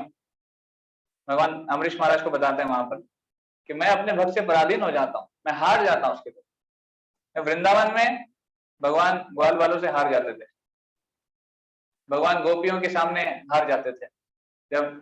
जब माताएं गोपियां उनको बोलती थी नाचो, भगवान नाचते थे। भगवान को गोपी ड्रेस पहना के नचाया जाता था। तो भगवान कैसे ऐसे हो सकता है? भगवान तो सुप्रीम नियंता है, वो कहें तो दंड दे देंगे। इसलिए जब दामोदर लीला होती है, दामोदर लीला में जब यशोदा मैया भाग रही है, भगवान भाग रहे हैं, तो कई आचार्यगण टिप्पणी करते हैं कि अरे देखो कौन है, क्या सीन है। वो व्यक्ति जो सभी जगत का नियंता है, जिसके हाथ में यमराज भी है, जिसके हाथ में मृत्यु है, मृत्यु उनके भय से कांपती है, वो व्यक्ति डर के भाग रहा है। किससे? एक गोपी की छड़ी से। ऐसे तो इसलिए ये भगवान की अलग ही लीला है कि भगवान अपने भक्तों के प्रेम द्वारा कंट्रोल हो जाते हैं। इसलिए भगवान भक्ति सबको नहीं देते। क्यों भगवान भक्ति सबको प्रदान नहीं करते? क्यों सब हर कोई जब मंदिर में आता है भक्ति में नहीं जुड़ा है? क्यों? क्योंकि भक्ति बहुत रेयर है। भक्ति रेयर क्यों है? क्योंकि भक्ति से भगवान खरीदे जाते हैं। भगवान बोलते हैं कि जो भक्ति है, जो मेरा भक्ति करेगा, मैं उससे खरीद जाऊंगा, मैं बेच दूंगा अपने आप उसके लिए। तो भगवान इसलिए जो अपॉर्चुनिटी है सबको नहीं देते अपने आप को खरीदने का। बहुत सारी परीक्षाएं लेके, बहुत टेस्ट करके देते हैं। बहुत तपना पड़ता है अगर सही में भक्ति करनी है तो। जीवन में संघर्ष है, but if one is reaching that pure devotional service level, Krishna can get conquered। No doubt about this. तो ABCD is to add one in our life. ABCD formula हमने देखा है, association, studying books like Bhagavad Gita, Shrimad Bhagavatam, chanting and diet. तो वो क्या है, जीवन में वन लगाना है। वन मतलब हमारे जीवन में बहुत सारे जीरोज है, बहुत सारे अंड है, जीरो। कैसे? हमारी जो भी गुणवत्ता है वो जीरो है, हमारी जो भी योग्यताएं हैं वो जीरो है। मेरे पास पैसा है, जीरो है। मेरे पास घर है, जीरो है। मेरे पास अच्छा नौकरी है, अच्छा व्यवसाय है, वो क्या है? जीरो है। मैं दिखने में बहुत सुंदर हूँ, जीरो। क्यों जीरो है?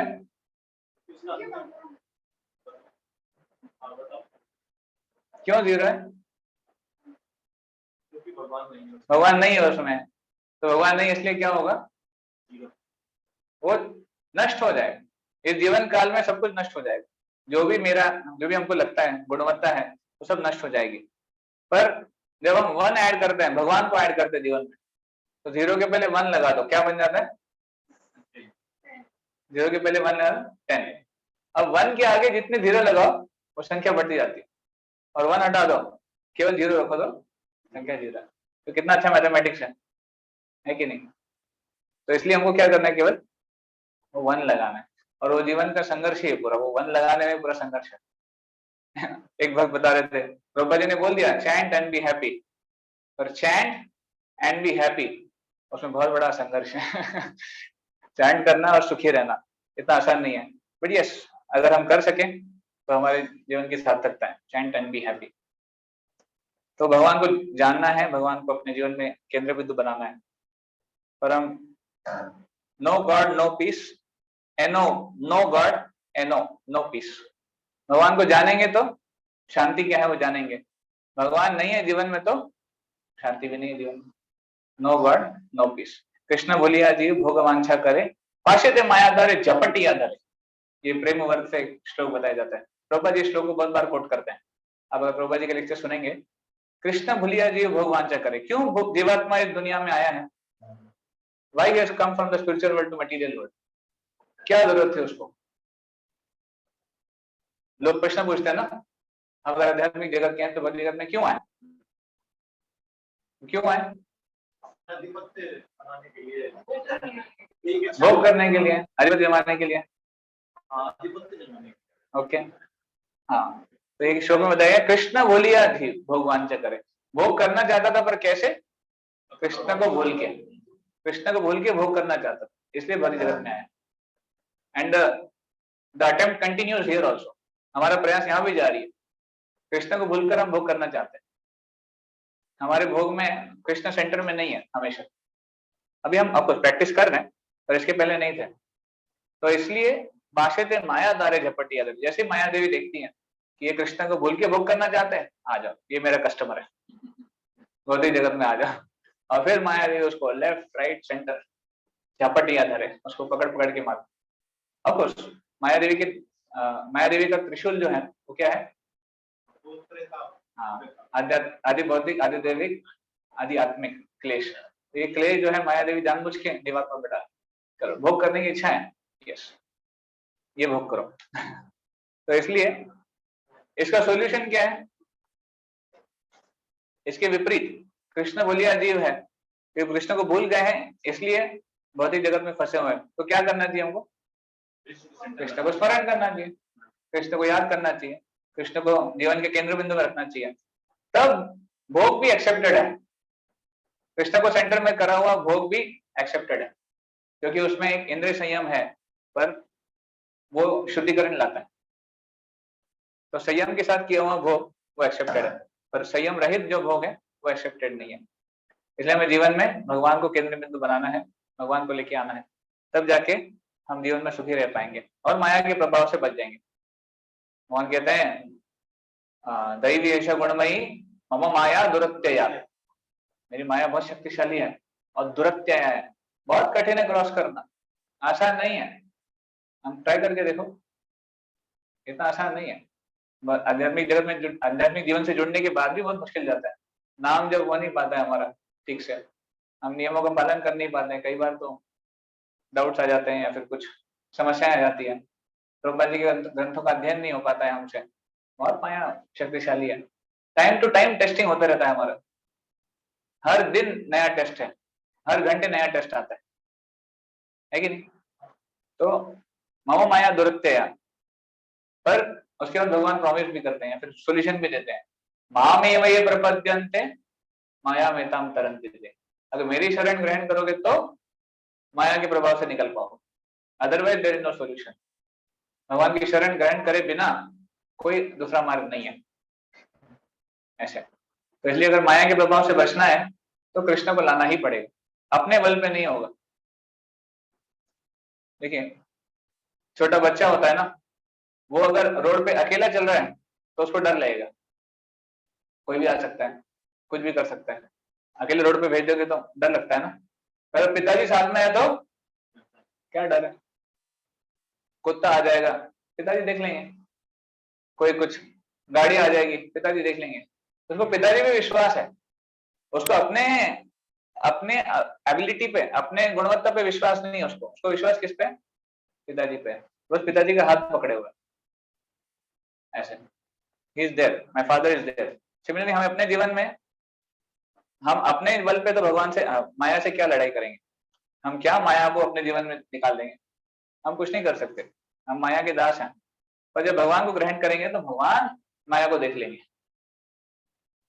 पिता है ना, वो देख लेंगे माया देवी ऐसे। तो इसलिए भगवान को जोड़ना, इससे माया को दूर करने का सबसे आसान तरीका है। Not on one's own. कोई अगर प्रयास करता है अपने बल पे हम माया को दूर करें, या फिर नेति नेति खुद प्रयास कर कर इंद्रिय भोग को दूर करें, या फिर जो ज्ञान योगी करते हैं, ज्ञान प्राप्त करते हैं चीजों के बारे में, तत्वों के बारे में, और मुक्ति मुक्ति प्राप्त करने का प्रयास करते हैं, तो मुक्ति संभव नहीं है जब तक हम भगवान को सेंटर पे नहीं लेके आए।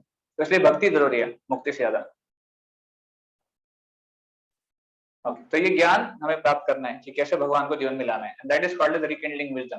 जो हमारा टॉपिक था, ज्ञान को वापस पुनर्जागृत करना, ये ज्ञान है वो। हरे कृष्ण। तो कोई प्रश्न था? हाँ, आपका प्रश्न था, क्या प्रश्न था? आत्म संयम, सेंस कंट्रोल कैसे लाना चाहिए? ओह, गुड क्वेश्चन। तो आत्म संयम, उसके लिए पहले आत्मा को जानना होगा। सेंस कंट्रोल करने के पहले हमें जानना होगा कि हम कौन है, क्योंकि कंट्रोल क्यों करना है ये भी बड़ा प्रश्न है। देखिए एक स्टूडेंट होता है, जब वो एग्जाम के समय आती है तब सब कुछ छोड़ छाड़ के पढ़ाई में लग जाता है, सारे सेंसेस के ऊपर कंट्रोल प्राप्त कर लेता है एक प्रकार से। पर एग्जाम होने के बाद वापस जैसे थे, खेलने जाएगा, टाइम पास करेगा। तो कुछ देर के लिए उसने आत्म संयम प्राप्त कर लिया था, पर वो चला गया क्योंकि उद्देश्य क्लियर नहीं था, केवल एग्जाम के लिए उसने किया। उसी तरह मान लीजिए जो बॉडी बिल्डर्स होते हैं, जो बॉडी बिल्डिंग वगैरह करते हैं, वो भी आत्म संयम में होते हैं।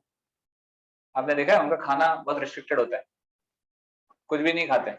मैं जानता हूँ कुछ भक्तों को, भक्तों को नहीं, कुछ पितरों को जो डाइट वगैरह करते हैं, तो बहुत कंट्रोल्ड रहता है, बाहर का नहीं खाएंगे, थोड़ा ही खाएंगे, या फिर ये नहीं चलता, वो नहीं है, डाइट पे है। तो वो भी एक तरह से संयम है, पर वो संयम किसके लिए है?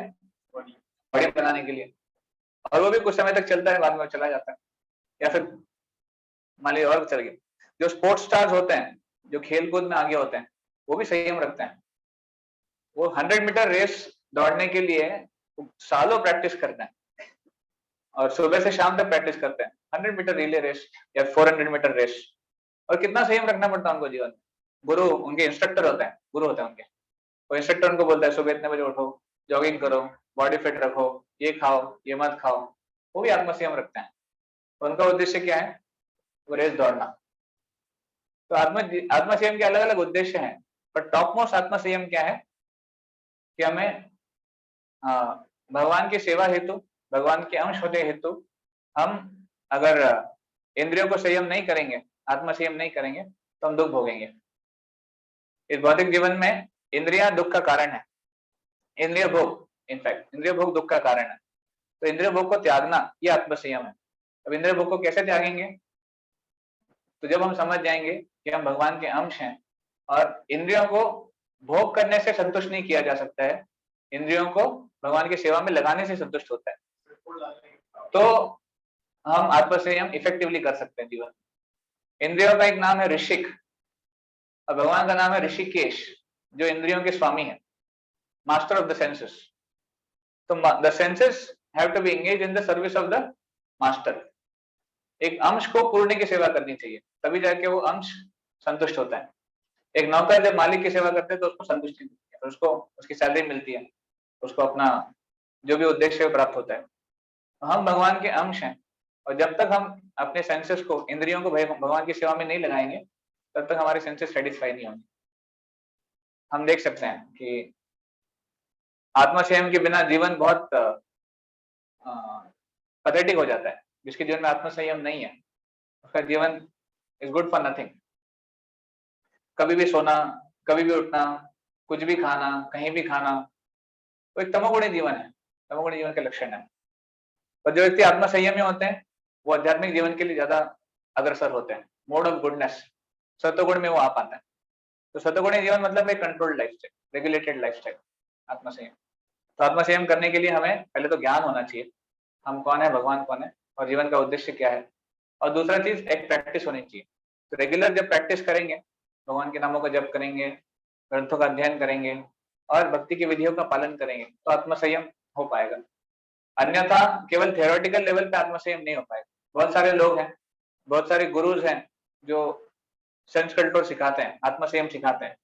तो लोग सेमिनार अटेंड करते हैं, मोटा पैसा भी देते हैं, और सेमिनार के 10 दिन के बाद सब चला जाता है। 10 दिन तक कुछ फॉलो करने का प्रयास करते हैं, पर नहीं होता है, सब छोड़ देते हैं। बहुत सारे कंपनीज में होते हैं सेमिनार्स, फॉलो नहीं हो पाते। तो क्यों नहीं हो पाता है? Because they are not talking on the absolute level, they are not talking about God, they are not talking about the relationship with God, इसलिए नहीं हो पाता है। देखिए, तो भगवान से जुड़ना, भगवान को समझ के, इंद्रियों का असली भोग किसमें है? भगवान की सेवा में। ऋषिकेश।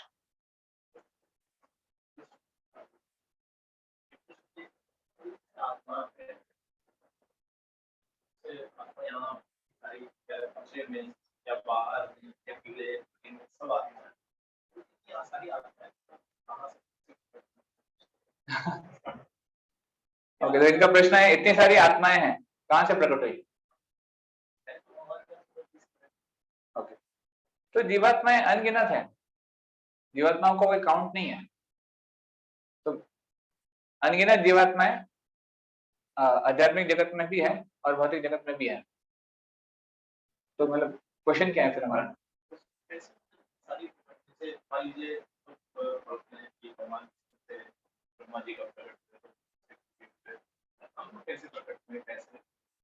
हम प्रकट नहीं हुए। देखिए, जीवात्मा शाश्वत है, तो ऐसा नहीं कि जीवात्मा किसी काल में उसका प्रकटीकरण हुआ या फिर उसको पैदा किया गया, क्योंकि जैसे ही जन्म आता है तो मृत्यु भी आ जाएगी।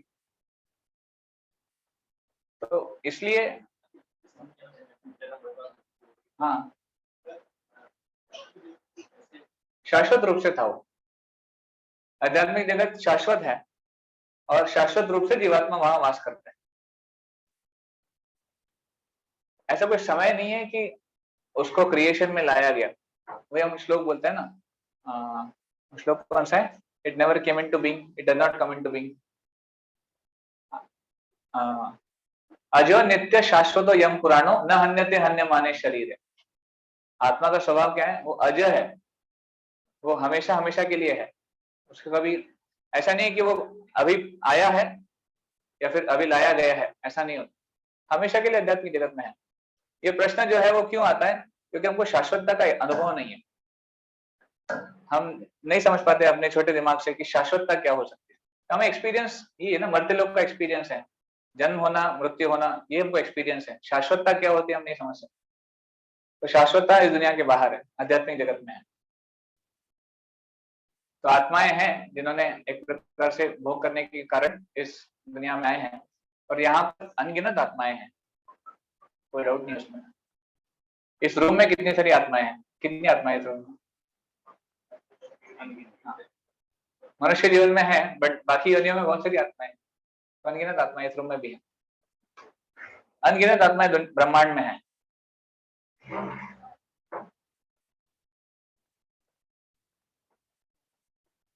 ये लॉजिक के बाहर है, ये लॉजिक में नहीं आएगा।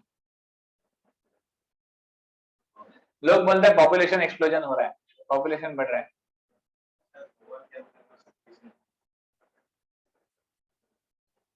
नहीं ना, फिर तो ये डिसबैलेंस हो जाएगा ना। अगर भगवान प्रकट करने लग गए तो मगर भगवान क्रिएट करते जा रहे हैं, ऐसा है क्या? हाँ हाँ तो नहीं, भगवान का क्रिएशन इनफाइनाइट है, अनंत है, अनंत क्रिएशन है। तो इस अनंत में भी अनंत जीवात्माएं है, उसमें क्या है, उसमें कोई, और उसमें समझने कुछ मुश्किल नहीं है, सब कुछ इनफाइनाइट है।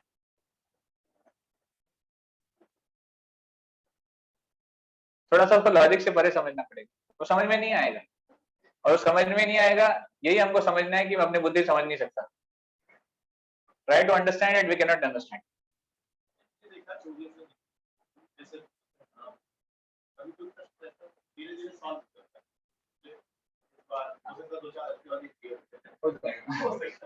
हो जाएगा। ये तो बहुत सारे आध्यात्मिक जगत भी हैं। इनफैक्ट आध्यात्मिक जगत को 3/4 बताया गया है भौतिक जगत के। आध्यात्मिक जगत 3/4 है, भौतिक जगत 1/4 है। आप बोलेंगे गुरु जी फाइनाइट में भी आप कैसे बोल सकते हो कि वो 3/4 है? 3/4 ऑफ इनफाइनाइट क्या होता है? 1/4 ऑफ इनफाइनाइट क्या होता है? इनफाइनाइट है कि कोई गणना नहीं है। 3 गुना पड़ा है, 3 गुना पड़ा है। इसके लिए मैंने एक उदाहरण सुना था मैथ्स में। तो मैथ्स में जैसे एक होता है set of even numbers. Even numbers क्या होते हैं? 2, 4, 6, 8, और वो कहां तक जाते हैं? Infinite. Set of odd numbers infinite. Set of prime numbers वो भी infinite. Now can we say that prime numbers are less than even numbers? बोल सकते हैं? हाँ है ना। प्राइम नंबर्स को क्या बोलते हैं हिंदी में? मैथ्स के हिसाब से prime numbers is less than even number और ऑड नंबर। करेक्ट, क्योंकि हर 2 नंबर के बाद एक इवन या ऑड आएगा। प्राइम नंबर तो हर 2 के बाद नहीं आएगा, तो मैथ्स के हिसाब से कम है, पर है सब इनफाइनाइट। तो इन्फिनिटी में भी ऊंच नीच हो सकती है। उसी तरह आध्यात्मिक जगत 3 गुना है, भौतिक जगत 1 गुना है, पर दोनों इनफाइनाइट।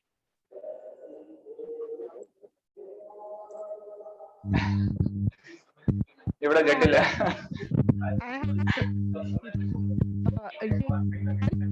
क्या है?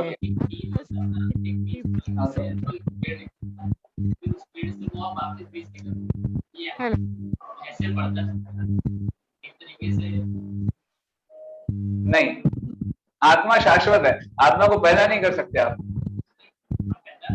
हाँ, तो आत्मा ऑलरेडी है।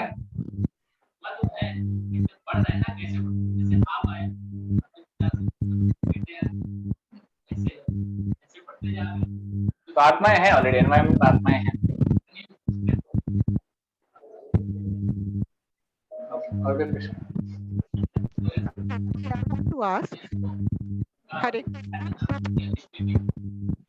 धर्मो रक्षते रक्षत।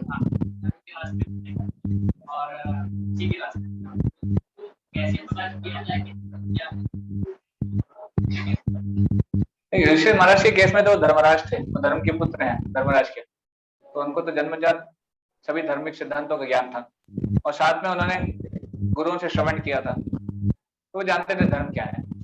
हाँ, हमारे केस में क्या किया जाए? तो हमारे केस में धर्म क्या है? धर्म तो साक्षात भगवत प्रणीतम। धर्म का परिभाषा है, जो भगवान की वाणी है वो धर्म। भगवान ने जो इंस्ट्रक्शन दिए हैं, जो उपदेश दिए हैं, वो धर्म है। भगवान के इंस्ट्रक्शंस क्या है? भगवत गीता। भगवत गीता भगवान की वाणी है, उनके उपदेश है। तो जो भगवत गीता को फॉलो करेगा वो धर्म को पालन कर रहा है।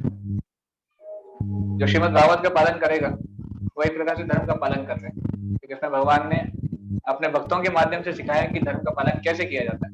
तो भगवान ने देखो थ्योरी दे दिया और प्रैक्टिकल भी दे दिया। थ्योरी दिया गीता में, प्रैक्टिकल दिया भागवतम में।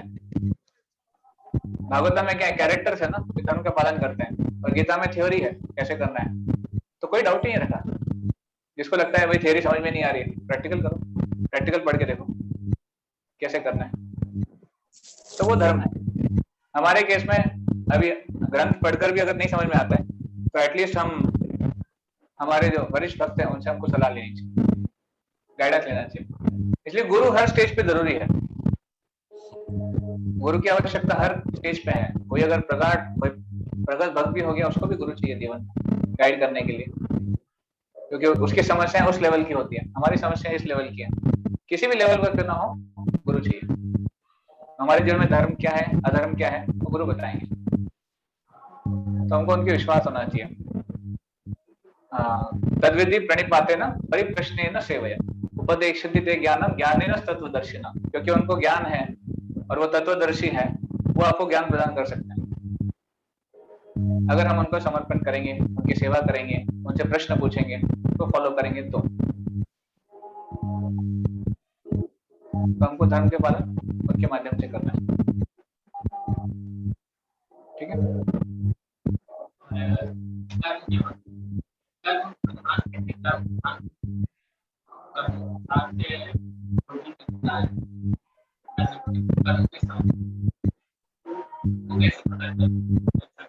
कर्म प्रदान मतलब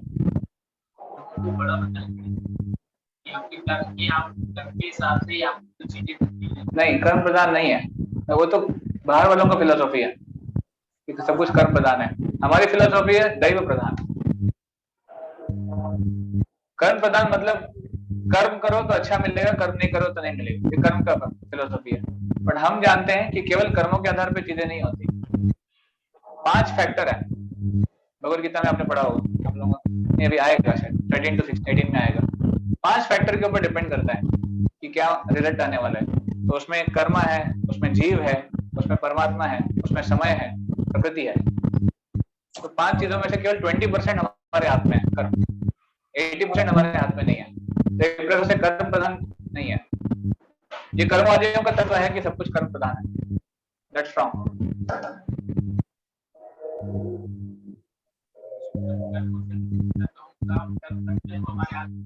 नहीं, कर्म करना आपके हाथ में है, पर आपके कर्मों से कार्य हो रहा है ये समझना गलत है। कर्म करना तो है हमको, पर हमारे कर्मों के कारण चीजें हो रही है ऐसा अगर हमको लगता है तो वो गलत है। अहंकार विमूढ़ आत्मा करता में मन्यते। तो मूर्ख व्यक्ति सोचता है कि मैं करता हूं इसलिए चीजें हो रही। तो कर्म हमको करना है, कर्म के बिना नहीं रह सकते। भगवान गीता में बताते हैं कि कर्म कर्मण्यवाधिकारस्ते मां फलेषु कदाचन। कर्म के बिना आप नहीं रह सकते, पर फिर भी कर्म के जो फल है उसकी चिंता नहीं करनी, क्योंकि वो आपके हाथ में नहीं है। और कर्म ना करना ये भी आपके लिए सही नहीं है।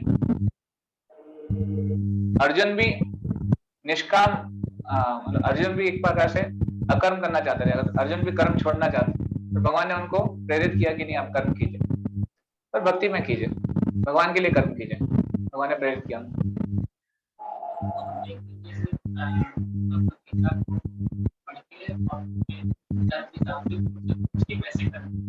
हाँ, यस, गीता को पढ़ना चाहिए। पहली बात गुरु, देन गीता। पहले व्यक्ति आता है, फिर व्यक्ति हमको गाइड करेंगे कि आपको क्या पढ़ना है क्या नहीं पढ़ना है। पहले गुरु, आध्यात्मिक जीवन सबसे पहले आता है गुरु। अर्जुन का आध्यात्मिक जीवन शुरू हुआ जब उन्होंने पहले गुरु स्वीकार किया, पहले कृष्ण को स्वीकार किया, तब जाके उनका आध्यात्मिक जीवन शुरू हुआ। तो हमारे जीवन में भी आध्यात्मिक जीवन की शुरुआत गुरु के स्वीकार करने से। Hare Krishna. Thank you very much. Shri Prabhupada की जय, समवेत गौर भक्तवृंद की जय, हाय गौर प्रेमानंद।